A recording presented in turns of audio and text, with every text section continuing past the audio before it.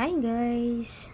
Kaning video ha, padulong ko na ni trabaho na pod guys, kay kanang gabi naman, pag 6:30 naman. So, naghiwat na ko. Bago ko naghiwat, nang limpyo sa pod ko gamay, kay para dili sa mo katong panimalay. Kaya saon kita ramay giasahan sa kinabuhi. So, kinahanglan nato nga malimpyo sad kay basig ulodon ba yata.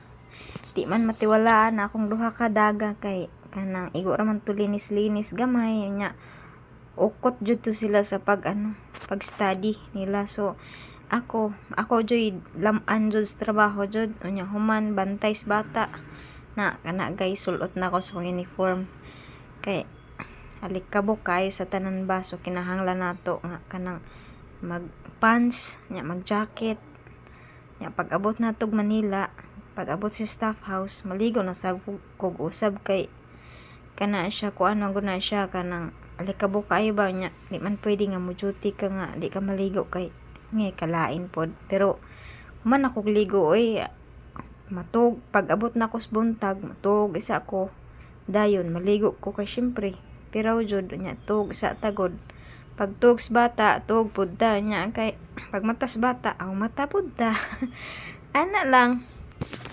ang kinabuhi nya limpyo laba luto sa mga bata anara dalikyat nya paggabi ibili na ako akong gamay sa akong panganay na bata katuwang sila sa akong pag-umangkon silang duha mag-alaga nya muuli ra jud ko sayo kay kanang ang akong pag-umangkon kanang sayo man ang klase 6:30 nya ang mabilin ang akong kamagwangan unya kanang di man to ka mong paligo ako may magpaligo.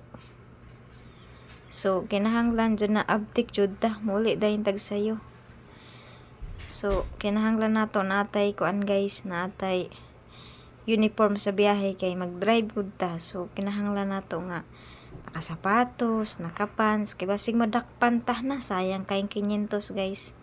Grabe ra ba jud natong tipida. Anya nanay itong kinabuhi nga way mutabang sa tuan na ani ra hinay-hinay ra di lang nato isipon ang ato ang obligasyon kay basig malikoy ba yata. Sana man ang malikoy oy wa lang inana gid ang kinabuhi sa tao. So maningkamot jud ta bawal tayong tamarin kay og tamad-tamad ta pahinay-hinay ta ikaw ray logi. Ang uban ba yung single parents wa na naghilak-hilak nagmukmuk kita ani hindi nganong magmukmuk man ta na ato yung anak kinahanglan natong buhayon di watay mukmuk di ba gwapa na bisig unsaon na anak. sorry sa ko mga bash.